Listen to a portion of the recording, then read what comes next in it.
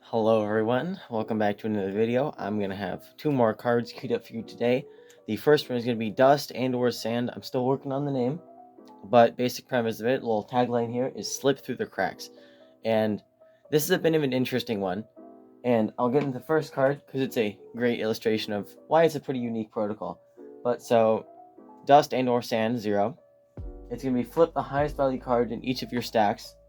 You may shift all cards in one stack to another stack. Basically, this entire protocol, if it, just in general, is based on the idea that whatever lines you have out on the board, you're going to have cards in them.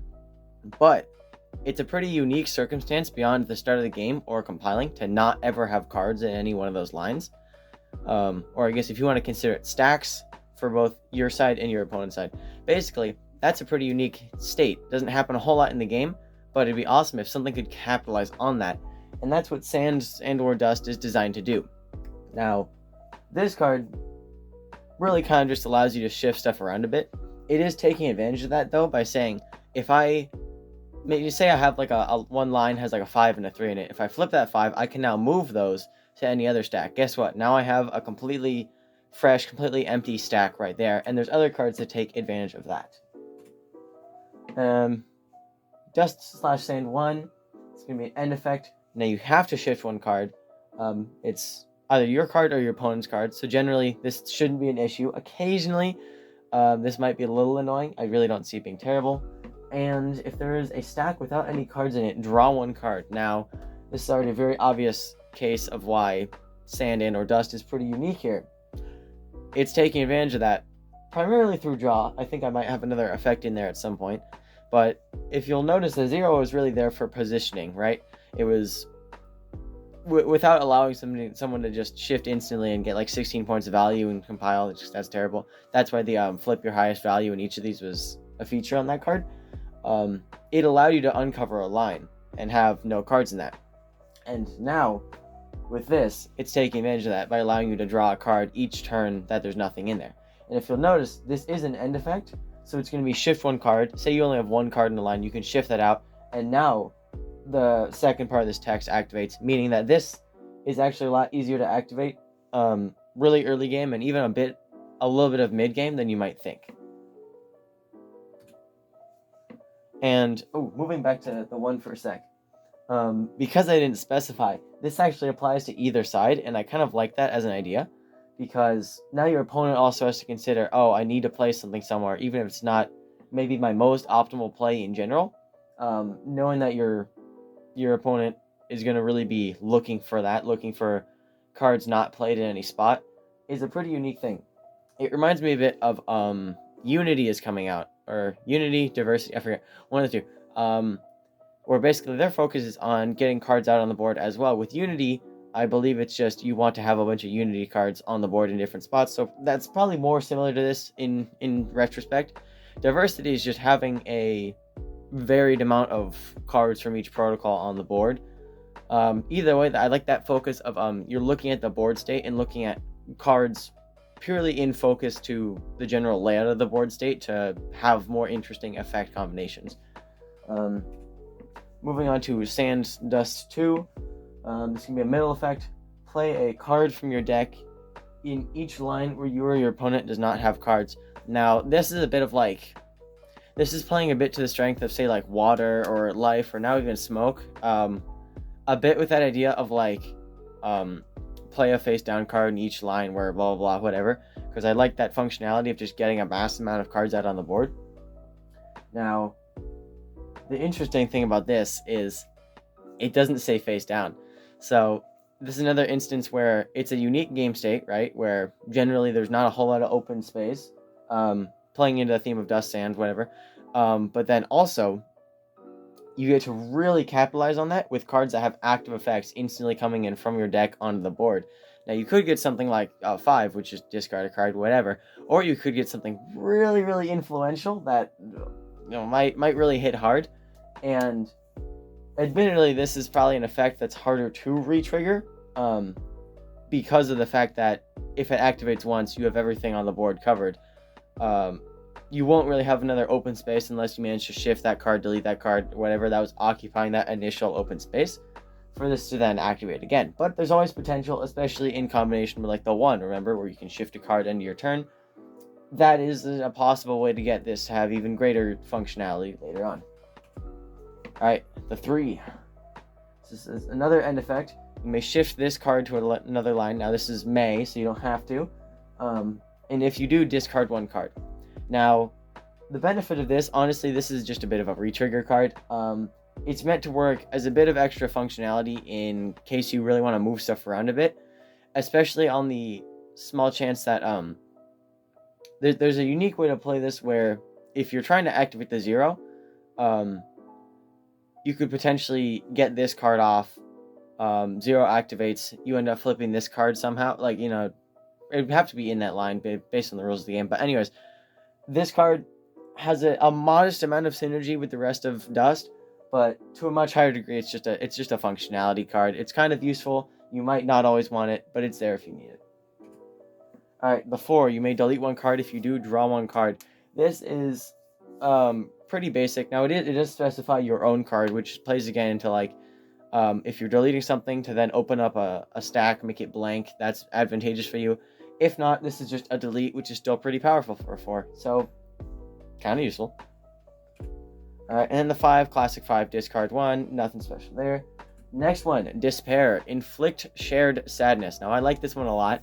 The artwork theming I had for this was like a sunken ship, which I was pretty proud of, because getting like a landscape idea for Despair that's not just some like basic alien mother world or whatever is kind of hard to think of. So this was a fun one for me.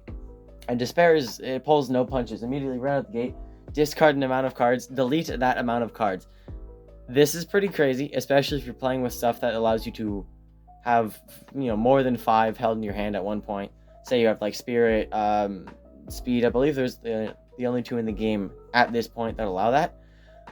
Generally, though, this means that you're only going to be deleting 4 cards, because if you play this card, you have 4 in your hand at maximum remaining, and then you get to delete 4. That is very powerful. Obviously, this drops off quite a bit, and I didn't want it to just straight up take the place of Hate as like the most powerful delete in the game. So I think that's a reasonable amount of balancing factor, just on the fact that if you want to get full advantage of this card, you have to have full cards in hand. Otherwise, it's a bit of a get out of jail free, so you only have like 2 or 3 left. Well, this is one of them. You play that, you get to delete a little bit. It's not too bad. And then just delete in and of itself is already a bit neutered in the game, just in that like it leads to re-triggering a lot on your opponent's side if you're deleting from there, which, let's be honest, you probably are. And you know, the effects might re-trigger that then stop the delete in like to a standstill, you know what I mean? Like mid action.